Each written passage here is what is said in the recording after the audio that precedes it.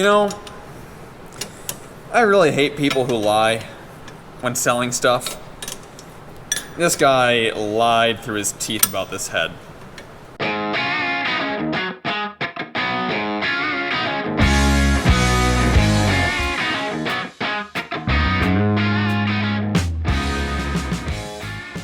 So you guys have seen multiple videos now on my Turbo 8820 getting this thing ready for harvest, but here's the thing. I can't harvest any crops if there's no heads attached to my combine. Well, sitting out here in the trees or underneath the trees for the past 6 months is my new to me, yet very old, corn head. This beauty, which is honestly probably older than my combine itself, is a John Deere 643, so that'd be, yep, you can kind of see it there, 643 corn head. It is the good old tin snouts, and it is nothing fancy. I think I paid 1,700 bucks for it. It wasn't much. And then when I picked it up, the ground was frozen, and he pulled it off the ground, and it ripped a couple of the snoots off. Is it just that one that he ripped off? One of these other ones I think were partially ripped off. I don't remember. This one's all bent. And yeah, I brought it home.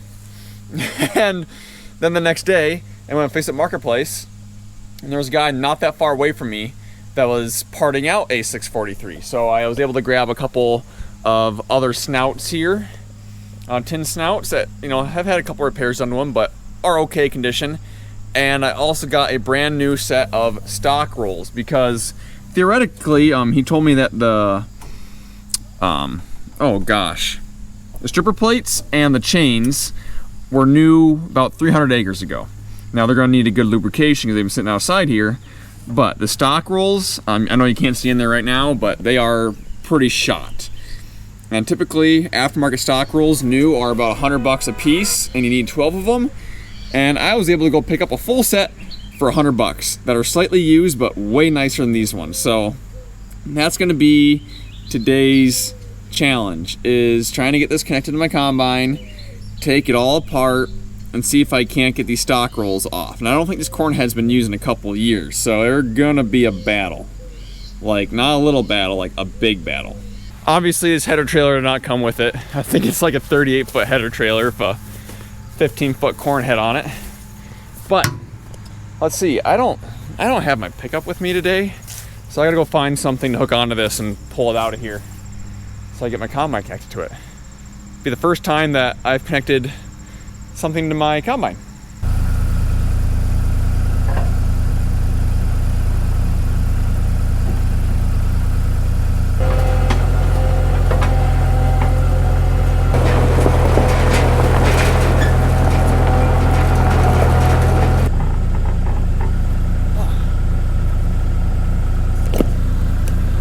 I think this should work quite nicely.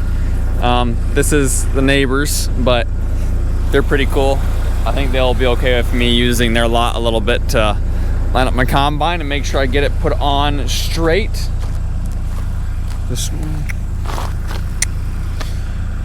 Yeah.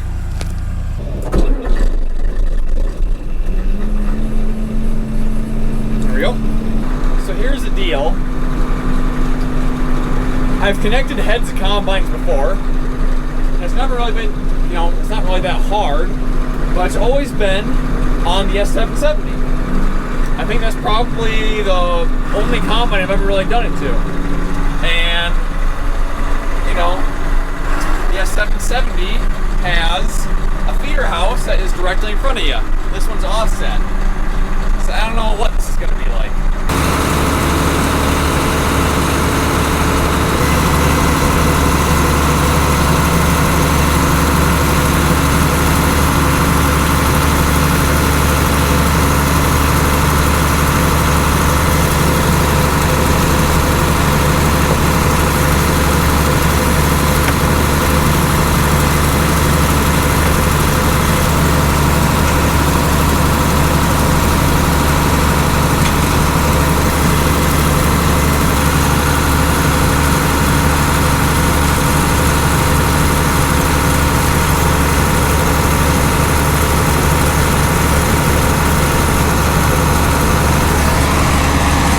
try. I'm about an inch too far over to the north. So close.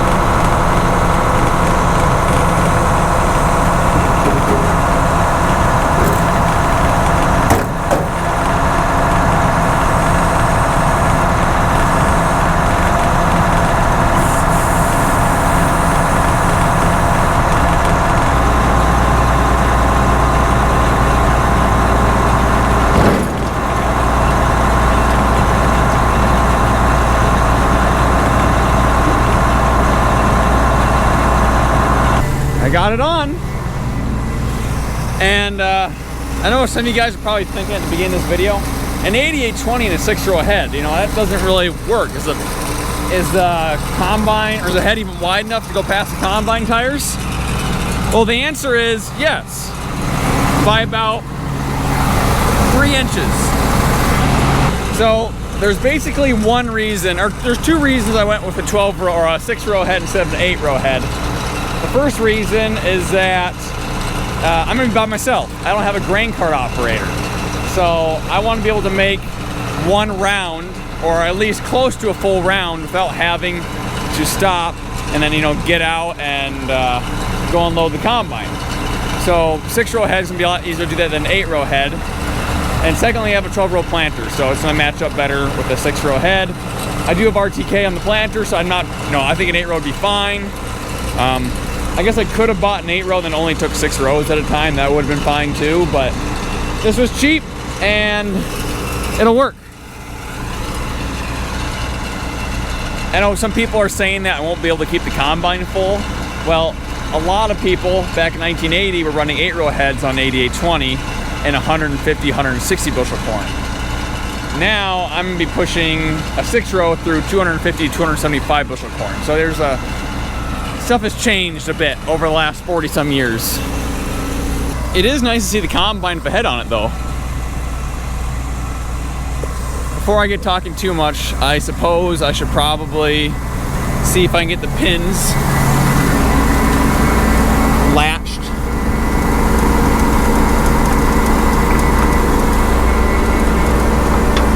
Ah, come on. Get in there. Oh, I want to go in. It's so close. What about the other side?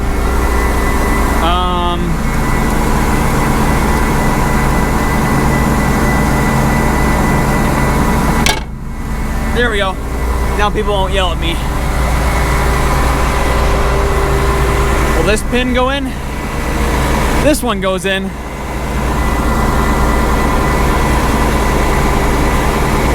There we go. But now that I'm underneath here, you can see how there is just not much left of these stock rolls. And look up here where the stock roll actually gets like brought in. Like I can stick my whole finger in between. Oh, look at the light. You can see the light. You can't see light back here, but you can see it up here. Yeah, those are some wore out stock rolls. Very wore out. And I've also just learned something else. I should have flipped up these guards before I attached it. I guess I'm gonna take it off quick, flip those up, and then put it back on. Whoops. Yeah, ouch. Yep, I will bend those back later. Dad's moving a bunch of stuff around today too, so we got the S770 out as well. And I think they got a slightly used draper head, so they went from a 640 to a HDR 40 GPK X2D 3D4. Now I need to start figuring out how this all comes apart. I've never done anything this old. I'm guessing you just flip these some way, shape, or form and it comes off. Because I just need to take these snouts off, chains, deck plates. I just want to be able to get to the rolls as easily as it possibly can. So I'm just gonna take it all off, put it here in a pile for now, and then get to an air hammer, something that will pound these stock rolls off.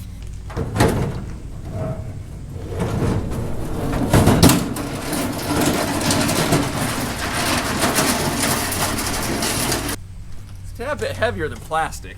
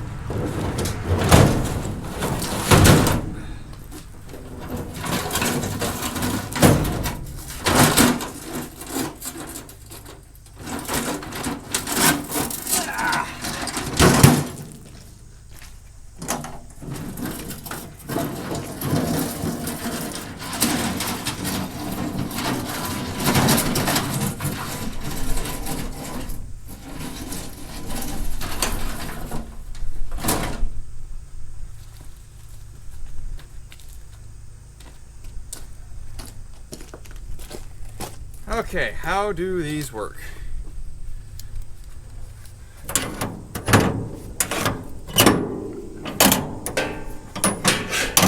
Okay, does it just come off now? Anything holding it on the front? Oh boy, what's holding it on the front?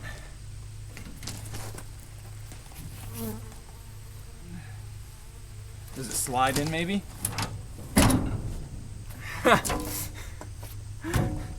How do I get them off?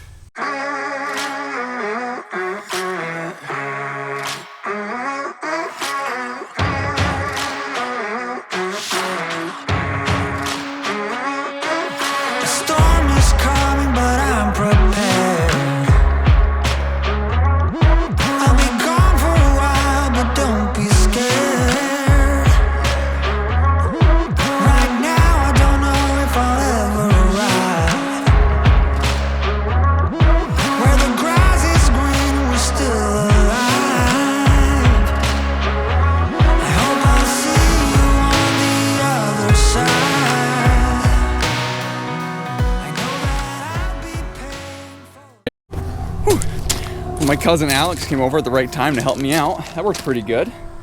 I do have the snout holder is broken on this side, and he did give me a new piece because he said he knew that was broken. He gave me a new piece, so I have a new one of those sitting in the shed over here. But I think I'm gonna put that snout kind of back on, take it over to the pressure washer and wash all this crap out of here before I start taking it apart any further. Screw it. Let's see if I can get this snout off by myself. I'll give it a shot.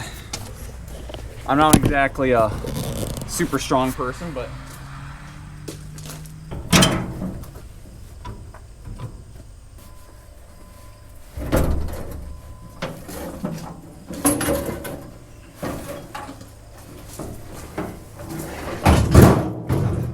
actually wasn't that bad.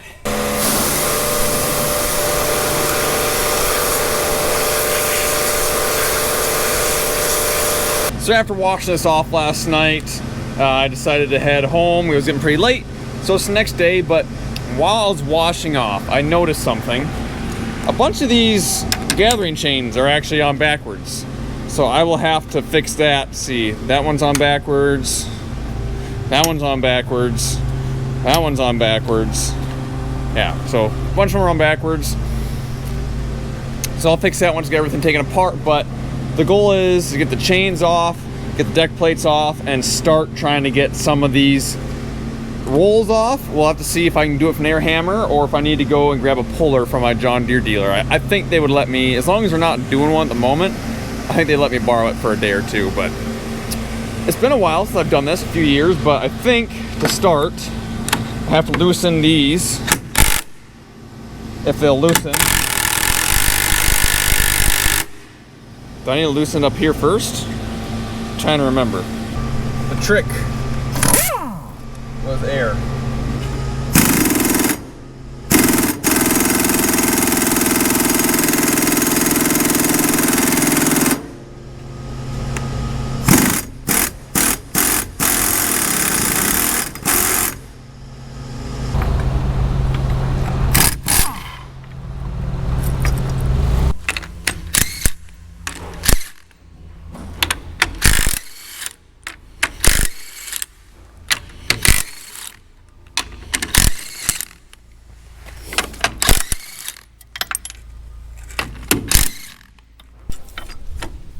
Oh, there's another bolt down there. Haha, missed one.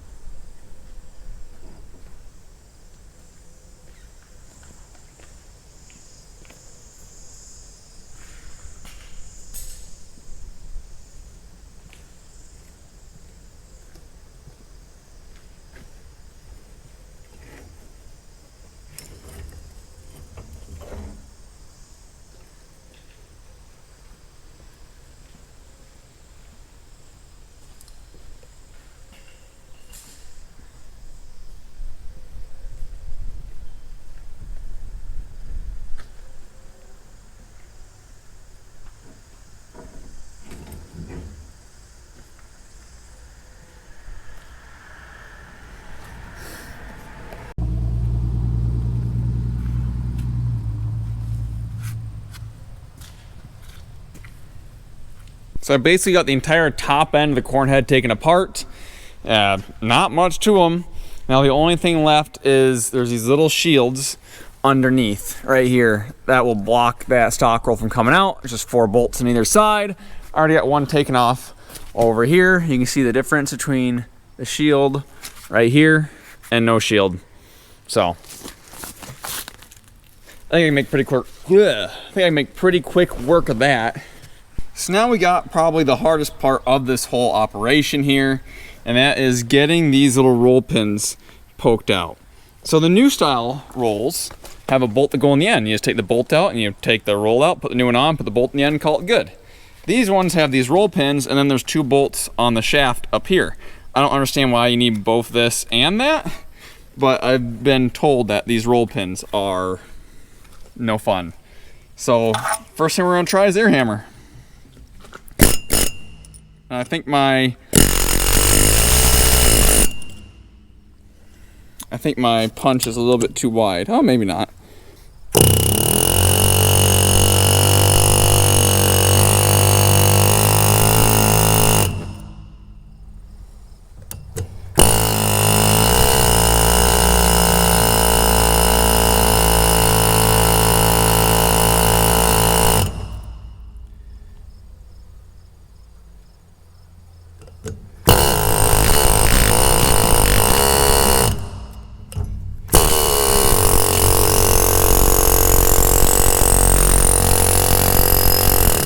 I actually got one. That's kind of amazing.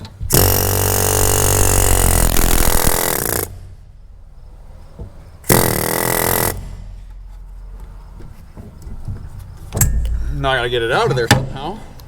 I maybe shouldn't speak too soon, but so far I'm 4 for 4 on knocking pins out. The air hammer just seems to pop them right out. Okay, let's go. I figured that there's actually a side that works good for knocking them out and a side that doesn't. So like, I think this is the side I knock them out on, but let's just spin it. Let's just double check. Yep, definitely the other side. There's one side that's like recessed a little bit. I'm able to get my air hammer punch right on it and just pop it right on out.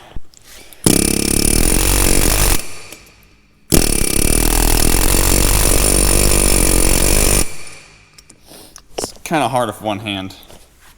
Here, let me see if I can do this. There we go. Now I have both hands.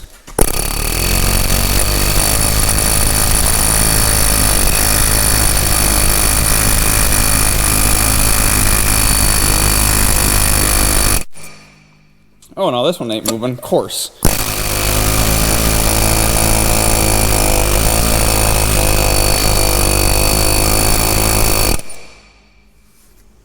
Huh. Yep, I definitely spoke too soon. Let's try it from the other direction.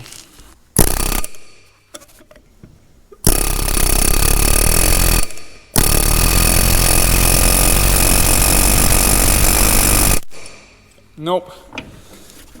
Definitely needs to be this side.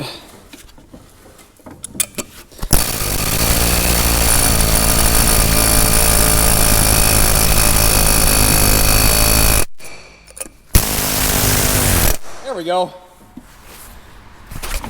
Now I can't ever get my punch out of there, so I need to remove it from the tool, and then I need to go underneath and use a smaller punch, aka this one, and punch it out from underneath. But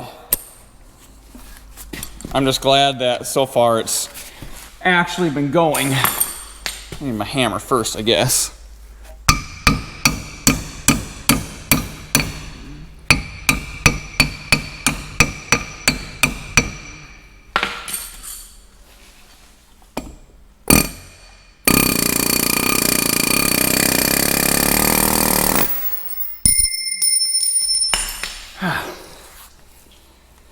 Whew.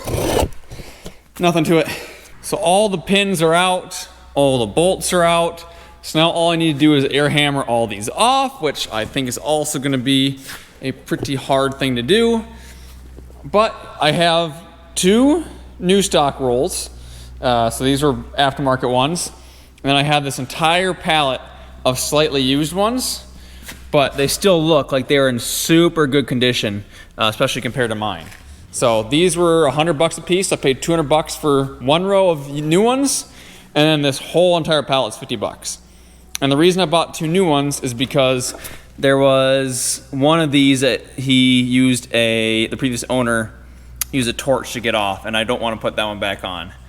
So I'm gonna have 1 row. I'm gonna put this last row as brand new ones, and the rest of them as the slightly used ones. Now it's time to get the air hammer and see if I can't knock these things off.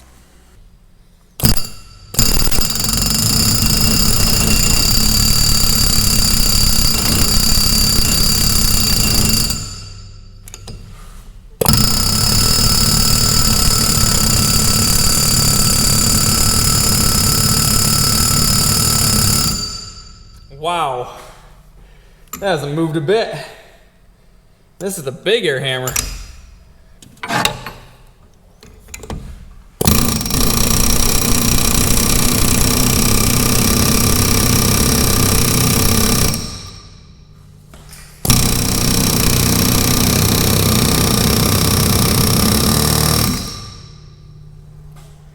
Huh, I haven't moved it, but I have created a new hole.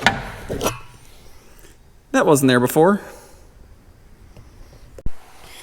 Wowzers. Huh. That might have been the hardest thing I've ever done. Whew. Suppose I should probably clean this off, put some anti-seize on this, put the new one on. Okay. Let's see here now. It'll go like this. Come on.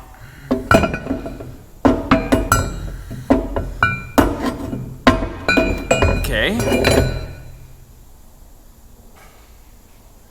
Why won't you go on?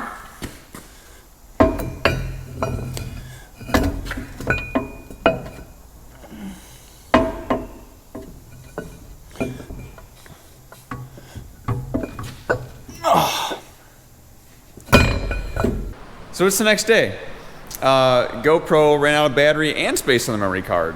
But that's okay because I spent the entire day basically getting 3 rows done. And it's been a process. But now I have the ability to film the other 3 rows.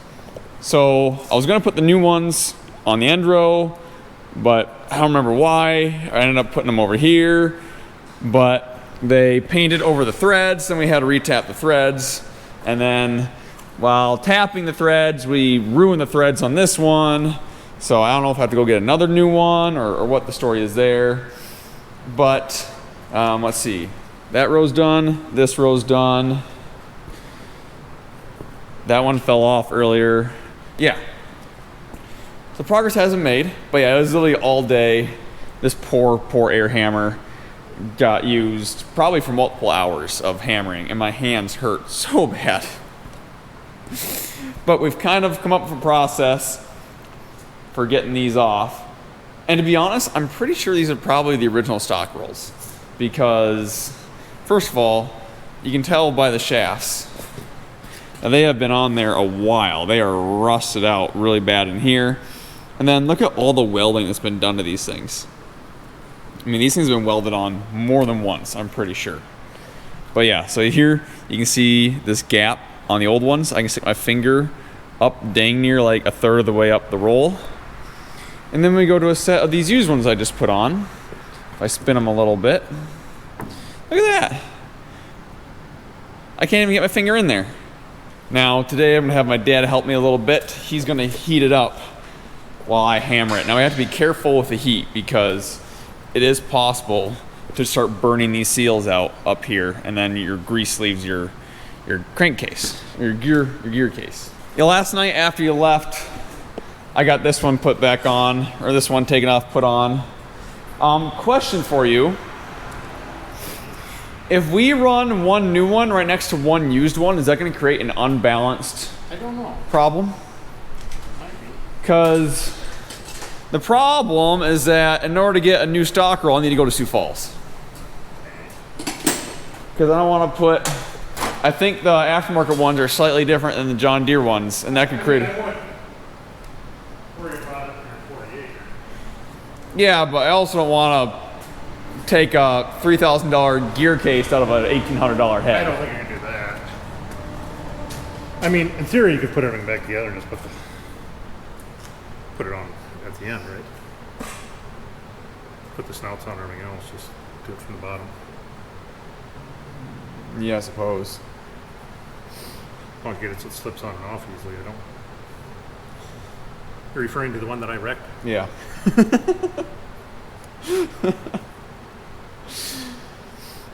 I didn't tell him you wrecked it, but you just said it yourself, so. Yeah. Okay. I think that's what I would do. I mean, all you gotta do is slip it on and just put the pin in from the bottom. I think. Yeah. Because of the 12 used ones that I bought, only one is bad. And it's actually this side. So I do have a used one I could Oh. put on that side. I don't know if I'd be overly worried. I just don't want to take a gear case out. Just don't think Probably plan on keeping this head for 10 years. I don't think it's gonna be a problem. You don't think it's going to be a problem? I mean, Because, I mean, they are... because your used ones are pretty good. Oh, yeah, they're pretty good. But if you, like... The design is slightly different. I mean, the way that the spirals go. That was my other worry, is that, like, the spirals don't quite match up. So I don't know how well the... Ideally, I just leave it off, get another new one. Okay. I mean, I am going to be going to Husker Harvest Days here, so I can probably swing up through Sioux Falls if I leave a little bit earlier. Yeah, I mean, like I said, it didn't get me that hard to put it on afterwards. Okay. Just hang hang the straw knife, whatever they call them, on loosely. If I could have that off, put it on. Other than that, you do it with the chains and everything on from the bottom. Is the straw knife supposed to be sharp? They're just an edge to cut the grass against. Oh, to cut the stalks against, you mean? They're actually for grass wrapping. Oh. Okay. I've never had that problem, but I have one that's cracked. I was just gonna weld it back up. I mean, I don't run them on our new head. I mean, with the columners, you got to cut them out. Oh, really? I cut them off. Oh, interesting. I mean, I don't even know if you need them. Okay. Well, I'll put them back on. I've never anything that weedy that it wraps. I think if you've got a lot of weeds, these will just wrap full. I mean, I do have cover crop growing in that field. But it ain't that tall. But it ain't that tall. It ain't that tall. It's green, and I plan on running the head as high as I can. So I think if you get grass this tall, it's dead.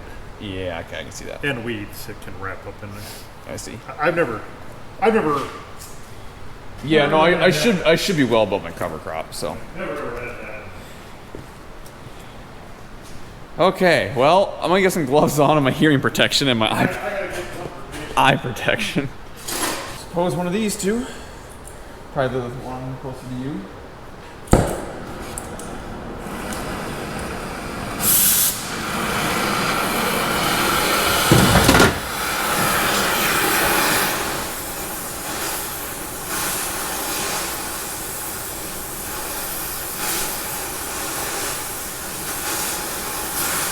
Oh, how well can they see that? Oh, yeah.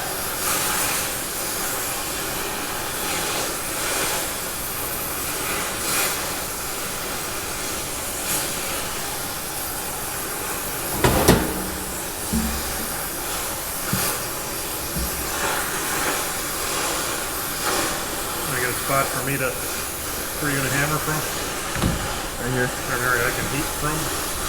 I mean, maybe we spin it a little bit, then it up here, That's one, yeah. and then I down here. That's what I'm saying, yeah.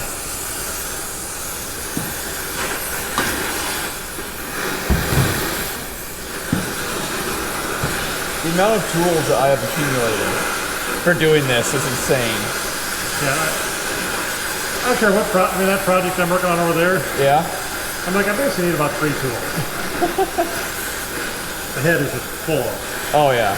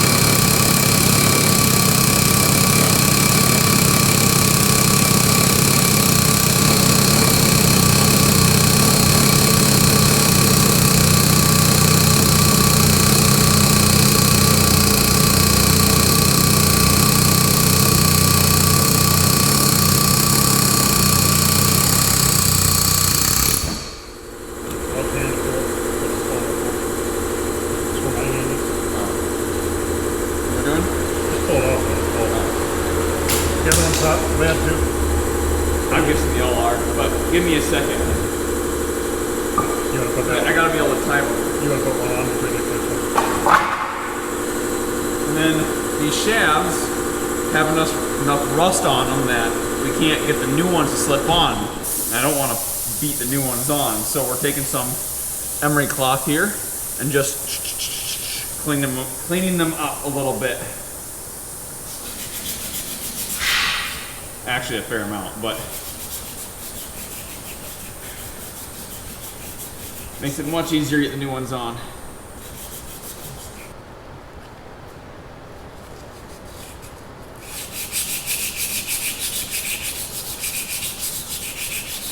And now these used stock rolls, they're not exactly rust-free inside either.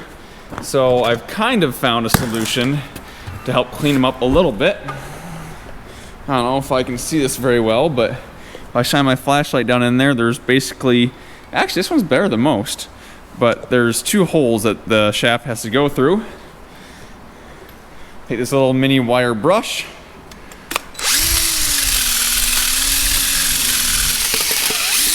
It's not perfect, but it does help get some of that abrasive material off. Make it slide on a tad bit easier. I'm running out of penetrant. Okay, let's see if this goes on. I'm guessing it's not going to, but we'll see.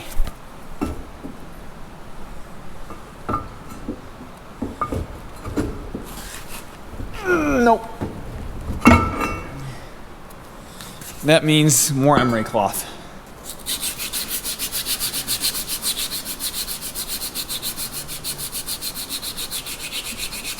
Well, I forgot to turn the camera on as I was putting this on, but just imagine me going like, zoop.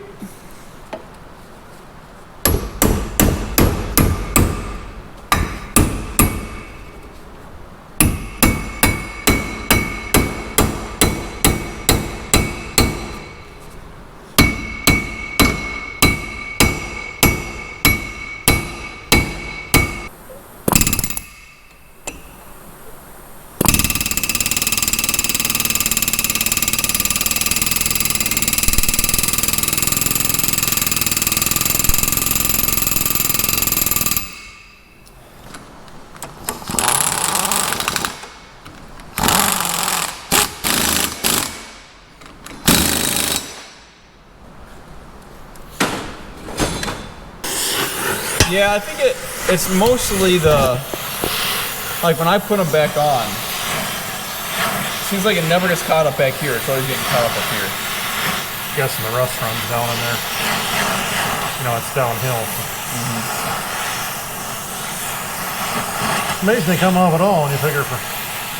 I'm guessing these are the original ones. Hard to say. Huh? I mean, they've been welded on so much. I mean, not necessarily. A lot of these had, well, yeah, they were used every year for 50 years.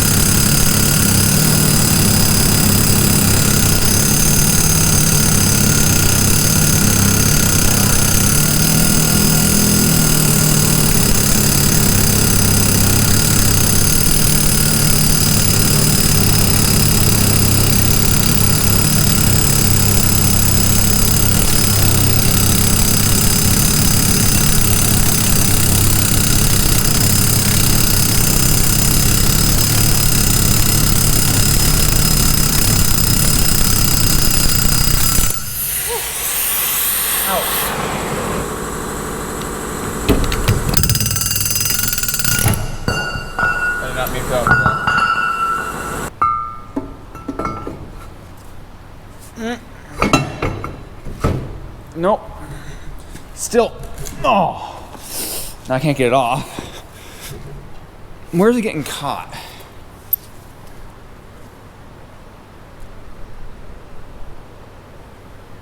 Okay. Okay, why won't this still fit on?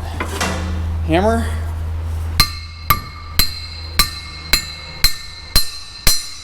There we go.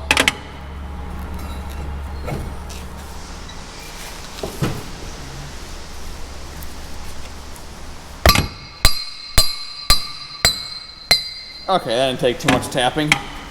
So all the old stock rolls are off over here, except for, let's see, one of these is definitely, this is still a decent used one. I'll keep that one as a spare. If I guess one goes bad, I have a 50% chance that that one will work for it. But got them all the new ones on, or new ones, except for this one where my dad wrecked the actual new one, but I do see, or my dad didn't wreck it, I shouldn't say that. The threads were bad in it, and we tried to tap it out, and it didn't work, but it was a factory defect. So I'm gonna try and see if I can go to Abilene Machine and get that exchanged. And then I also have not put on this one yet, and the reason why is because you'll notice this hole right here. The rest of these all have nuts on the bottom side. So I found a nut, and I'm going to try and just weld that on right there, just like that, so that way it matches all the rest of them. Okay, so I have disconnected the battery in the combine so that we don't screw up any electronics. Now I'm going to give it a couple tacks and see if I like the placement, and then I'll weld her in.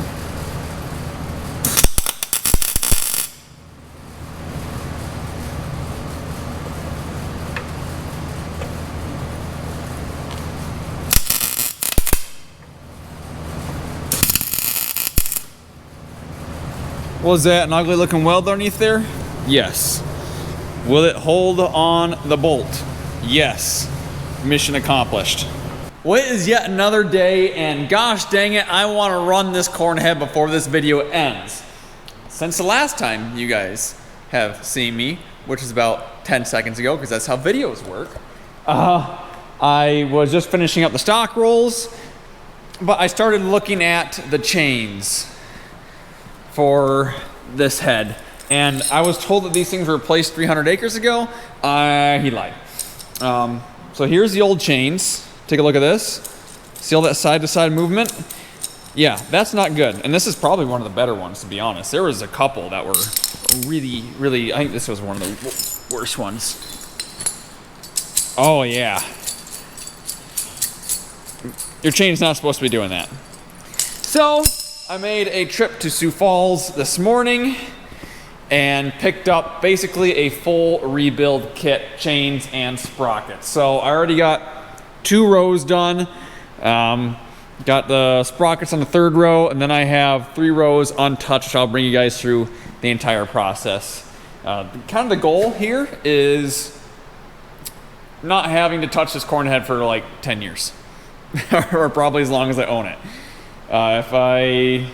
For my acres, or if I'm doing basically a full rebuild, I shouldn't have to touch this thing for a really long time. So, let's get on the next one. The one thing that will probably not be in this video, and it's not really that big of a deal, is there's these rubber flaps that help feed the corn into the feeder house. This one's missing, and this one is very wore out. I need to order a couple of those yet, but that will probably not be in this video, but that's okay. That's pretty simplistic. So the first step in putting these gathering chain and sprocket kits on is getting these sprockets off. So there's just a snap ring that holds them on the top. Just take that off, put it over there. This sprocket is up really far compared to the rest of them for some reason, but okay, there's that. Now sometimes these just pop right off, and sometimes they do not. Like this one popped right off, and this one's not. So gotta use a gear puller in that one.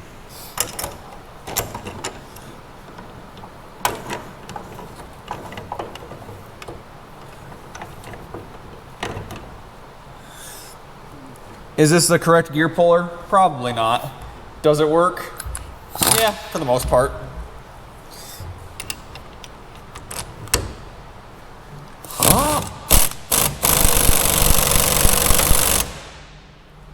Ooh, this one's being extra tough. This worked on the other ones like a charm.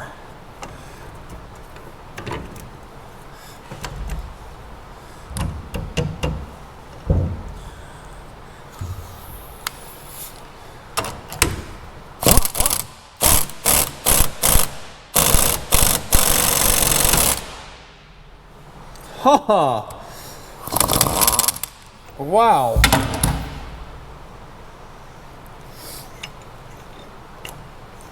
Well, this is a first. The first 3 rows didn't do this.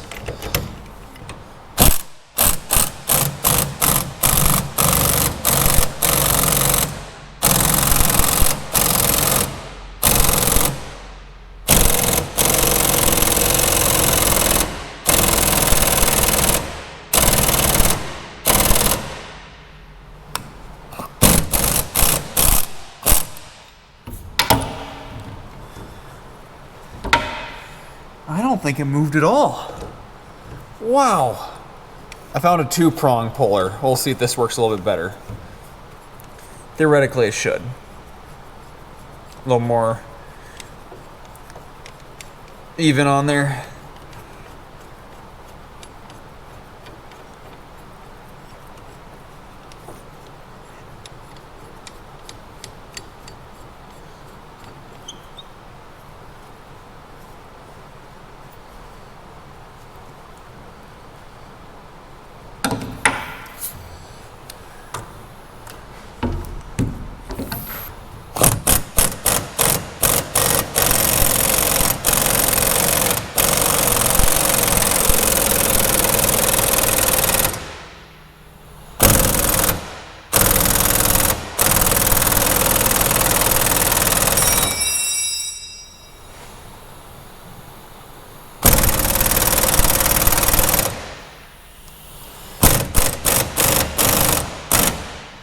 Starting to bend the...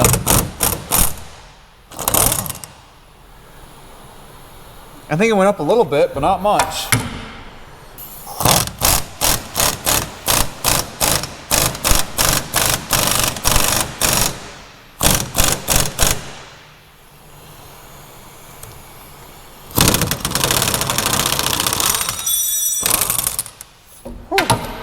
I was really hoping to avoid using heat, but I think that might be the answer.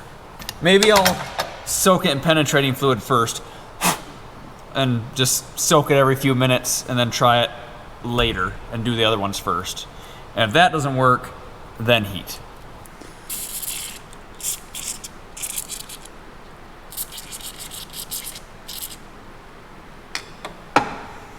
This is the C&H stuff. This is like the only thing that we go to the Case H dealer to buy is their rust penetrant. This is good stuff.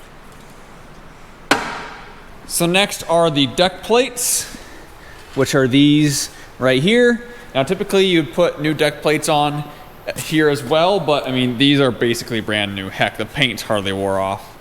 These they did replace. So, whoops. Oh, saved it. These go here. Now, a lot of the new heads have, or I think basically every new head, has hydraulic adjusting deck plates. Not the 643. Wherever you bolt it down is where it is. So if you want to adjust, I mean, there is adjustment here, but if you want to adjust them after the fact, you got to take apart everything, loosen them up, move them in, and then tighten them back down. So I've just kind of been placing them, I don't know, 2 fingers width-ish.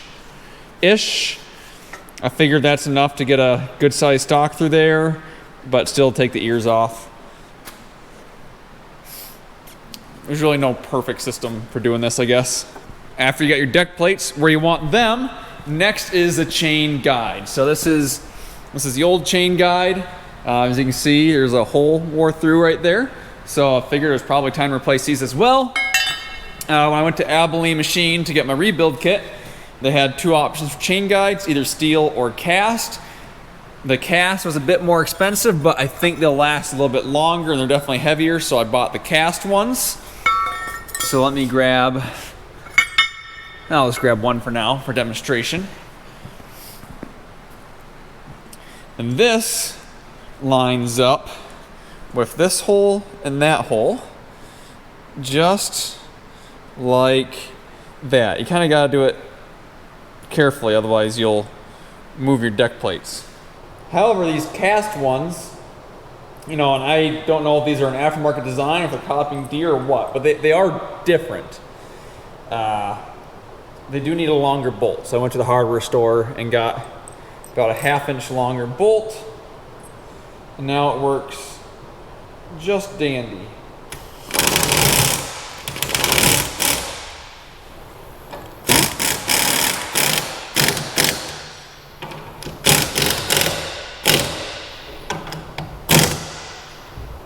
Not all these aftermarket chain guides and stuff line up absolutely perfectly, so I've had to take, oh gosh, what's this little thing called? I forget right now. I know the name of it, but take one of these little bad boys and I've had to round out the holes a little bit, but for the money I'm saving, I'm not too worried about it. I guess I did also have to tap out the threads on the stock rolls, which also came from Abilene Machine. So, you know, I love Abilene Machine. They have reasonably priced stuff, but be prepared, you might have to do some slight modifications to it to make it work right. But no way I was gonna spend dear prices redoing a 50-year-old corn head. Next, I like to put on the tensioners. Nothing too fancy about these.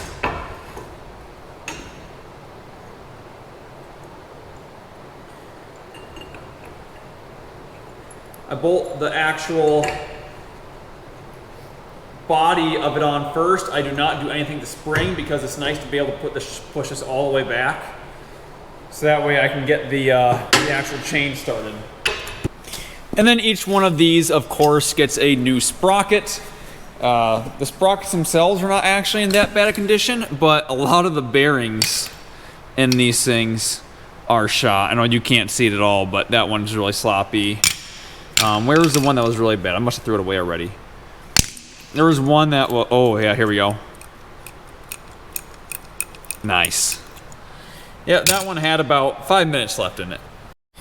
Now, according to John Deere's parts catalog, there's supposed to be a little O-ring right there before this goes on. This is a sealed bearing. You can get greasable ones, but they were all out of stock and more expensive. So I went for these ones because, well, I'm kind of in a hurry to get this done. But I don't really know why that little O-ring is there. It shows it on the catalog, shows it in the parts diagram. Doesn't really make sense to me why it's there. There wasn't one there when I took these all apart, but I suppose I'll put it in there.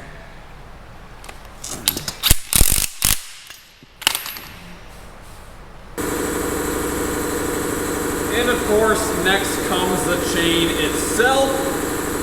Now, these do I mean, there's different ways to time these chains. I'll explain it here in a little bit. The first one you don't need to worry about. You just kind of put the first one on. The second one you need to worry about. And I also realized I did this in reverse order.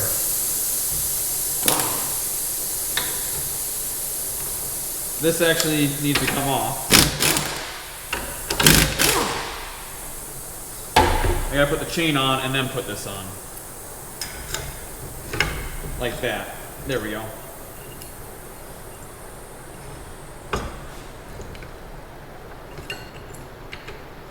Also, kudos to Deere in, I don't know, 1975, whatever year this head is, I have no idea. But for only using 2 different size bolts on basically the entire head. It's either a 3/4 inch or 15/16.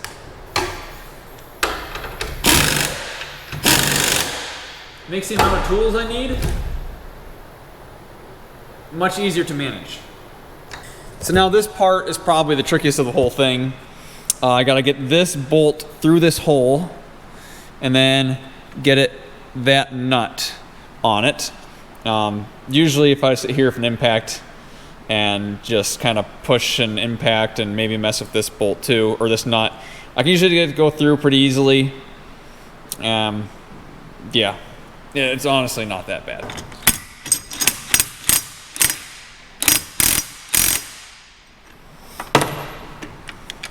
Yeah, I kind of need 2 hands because I need to hold this and impact this at the same time. Now I need a wrench.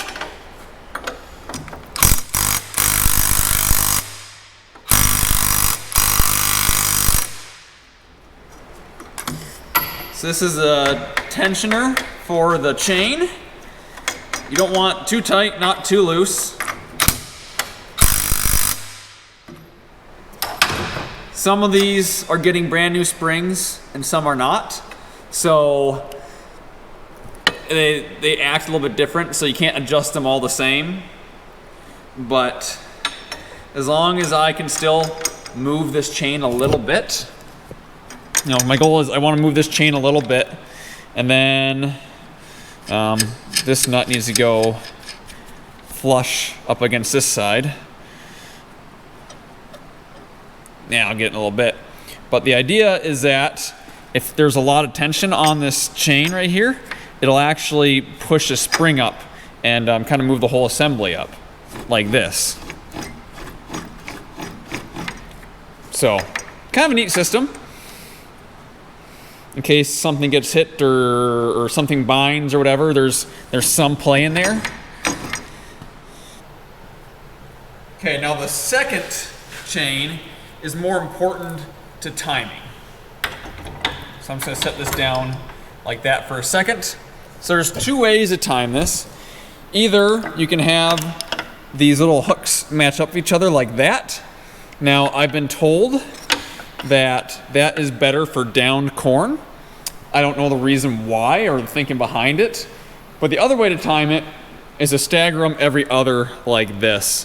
And typically, this is the way that we have ran our other corn heads in the past, so this is the way that I decided to do this one.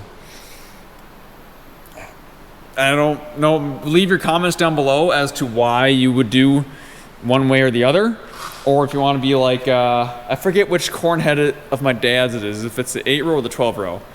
But one of them, the entire head is staggered like this, except for one row, which they're staggered like that, and it's been like that for a couple years. And we've never bothered changing it, and it works fine. So, I don't know. There we go, and just like that, another row is done.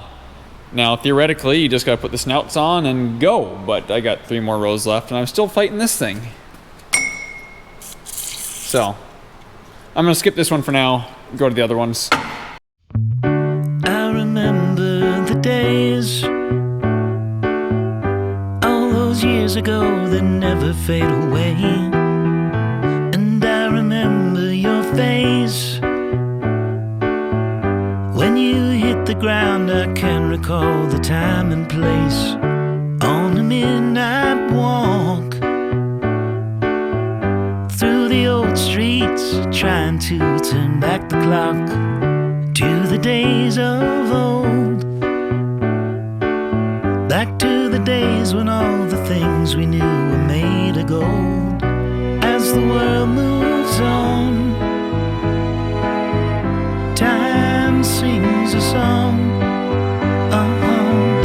In the old neighborhood, as the clock strikes 1, the memory lives just as it stood, like a quiet dream.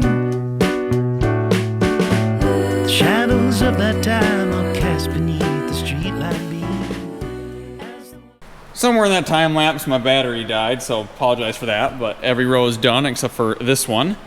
And I tried to pull it off further, or after, soaking it, it did not go, but I also noticed this. I don't think that's supposed to move, because none of the other ones are. So, I don't know if this gearbox is going out. If it is, that's dang expensive.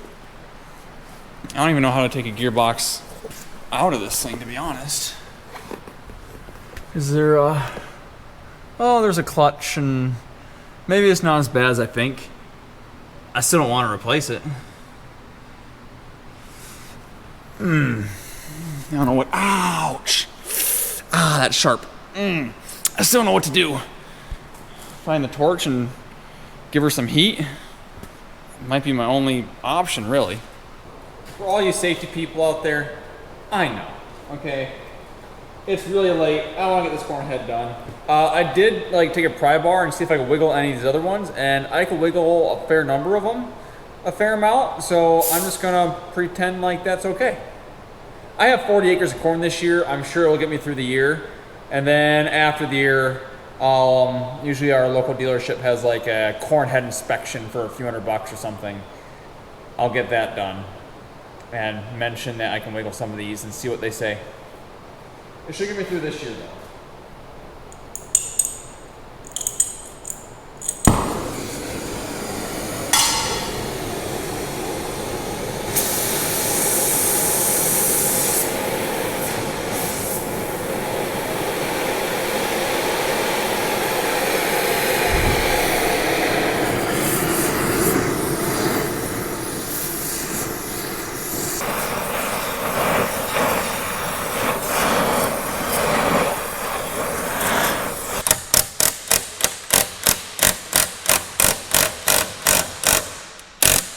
Wow, it's still not going.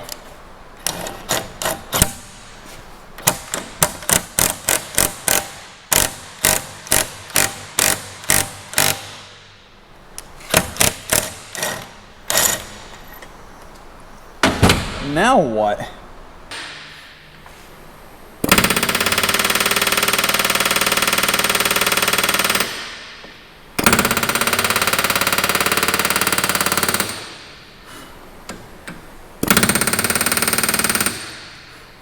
Okay, that actually might have helped because first of all, I was able to move it on the shaft finally, so it did go down because it was all the way up. But as I was hammering, a bunch of rust was coming out of the seam around. So I'm gonna try a puller again. I don't know if it being extremely hot helps it penetrate or doesn't help it penetrate.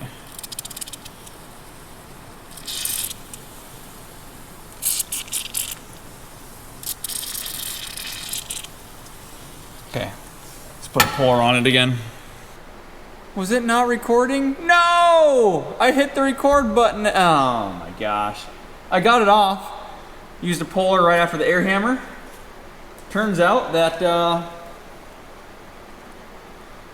the answer was an air hammer, even though it was the wrong direction.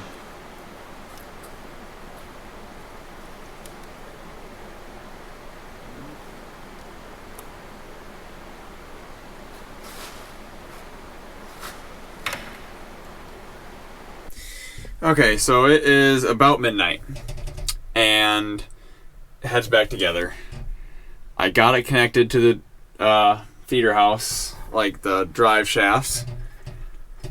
I just want to run it for 10 seconds.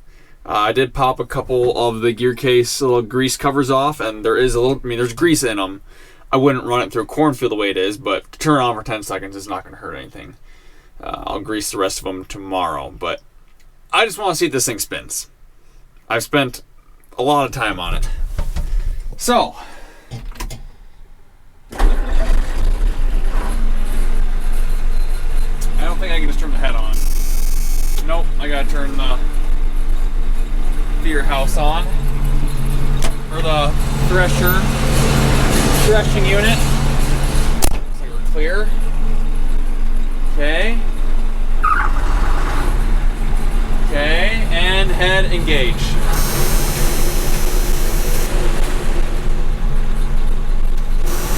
We appear to have one row unit that is not spinning.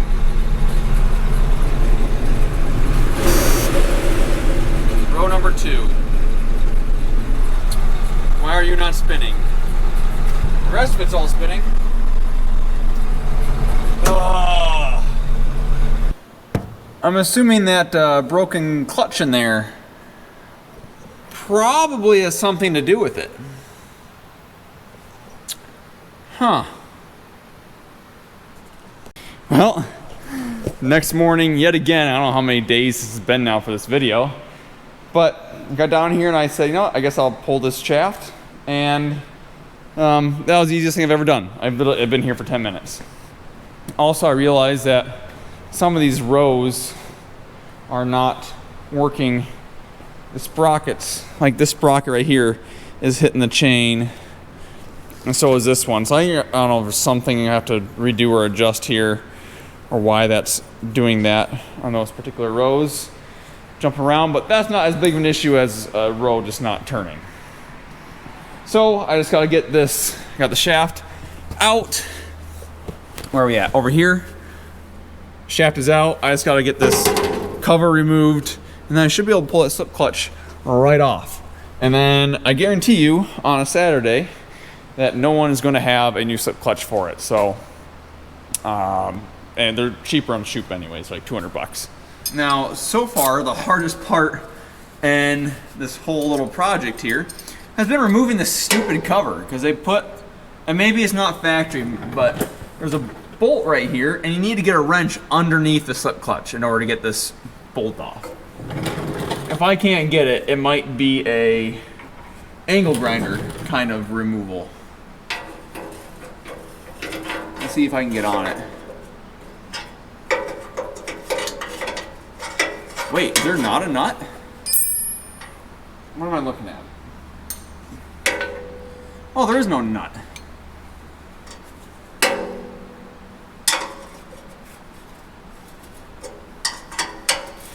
Okay, never mind.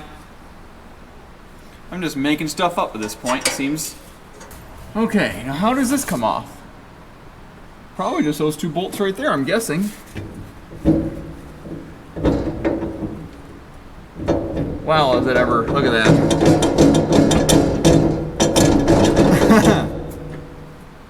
Can I get an impact up in here or not? Maybe if I spin it.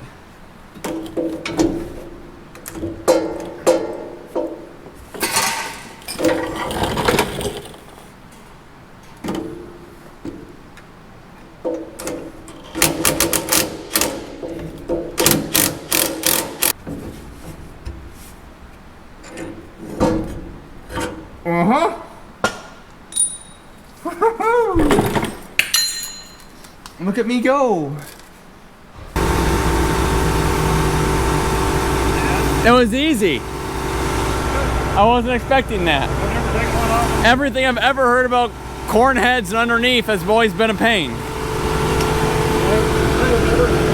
But do you see that nice crack right there? Oh yeah. That would probably do it, wouldn't it? I hope that's enough. I mean, it's also cracked on. It's also cracked on the. It tried to, but once it got pressure, it stopped. It's like it would kind of turn it like, turn it a little bit, and then it would slip. Well, you've got old school, I've got new school. I can't figure out how to turn my sensors off, and you won't let me turn them off. Nice. Yeah. It's got that. Okay. I might do a little bit of research here, see if I highly doubt my John Deere dealer has those two pieces in there, and to be honest, if they do, I'm guessing the spring is under a lot of tension, and I don't know how to safely swap those things out. But maybe I'll stop by. Maybe I'll call them, see if they have those two pieces in stock. If they do, I'll probably just do it through them and get it done today. If not, I'm just gonna order on Shoop, and then it'll be here sometime next week. So Deere does have some of the parts. Apparently there's a washer in there that they didn't have that they say they're hoping is still good. But I loosened the bolts. I just want to see how much pressure is on this spring. Actually not much. I put that press down down one more time. I think I can remove these nuts and then release the whole thing here. You know, I really hate people who lie when selling stuff. This guy lied through his teeth about this head. Either that or all this broke during the 1 year he wasn't using it. He said the chains and sprockets had all been replaced in 300 acres. He said all the gearboxes were good, everything was good. Everything's not good. This is becoming a very expensive head very quickly.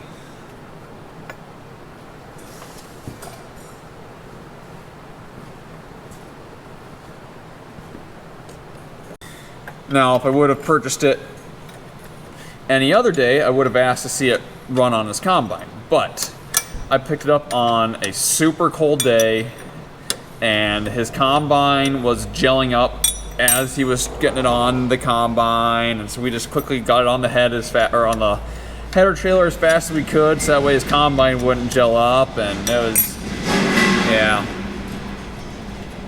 Hindsight's 20/20, right? All right, let's see if this thing, how much pressure is on this spring here. Oh, not much at all. Good.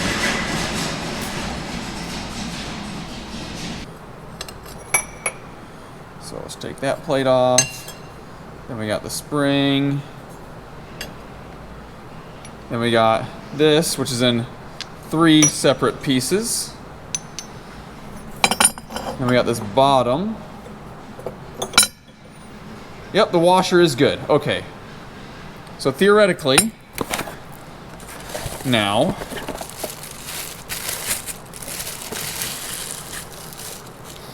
I just put this piece in here.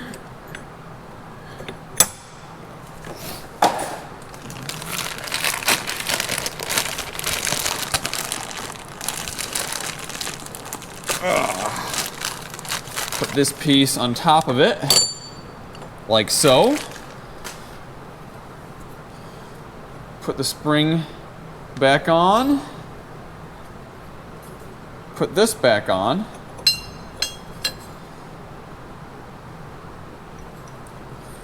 Get these nuts started.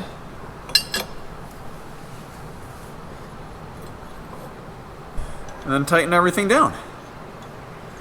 Well, got everything put back together, except for the fact that I realized this bearing is also on its way out. But it's Saturday and Deere is now closed because it's afternoon, so I'm just gonna put it back together now. This is really easy to get apart again if I need to later. Because I just wanna see if this row turns, because if it doesn't, then we have bigger issues. It was this one.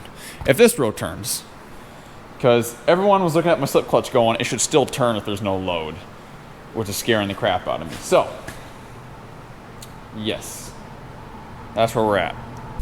Okay, so I got everything put back together.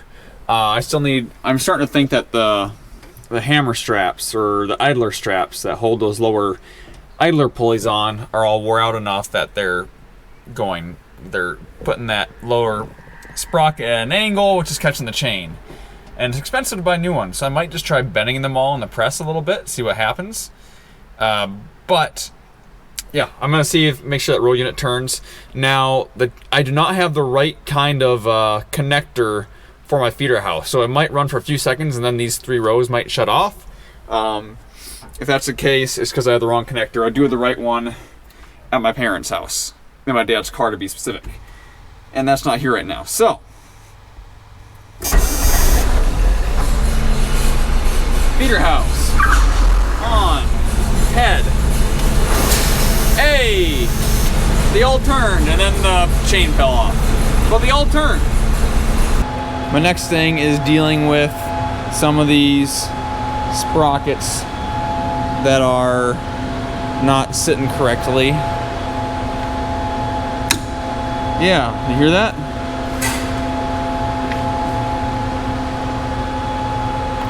Yeah, see, okay, let me do that again. That's not supposed to do that. So I figured something out here, and I experimented with this one, and it did work. So I'm pretty sure these are shot. But if I bent the strap up, I used the press to bend one up, and it seems to actually be working really good now. I also figured out that the O-ring that I put underneath all these, that is for a later serial number head. This is an early serial number head. So I don't need those. I don't think it's really adding any height, but maybe a little bit. So I think if I just take all these apart really quick, put them in the press, bend them just a little bit, and then, harvest my 40 acres of corn this year. And then next year I can replace that stuff and kind of spread my maintenance bill out a little bit because it's already really high. So all I'm doing is putting this in the press. I kind of put this in here.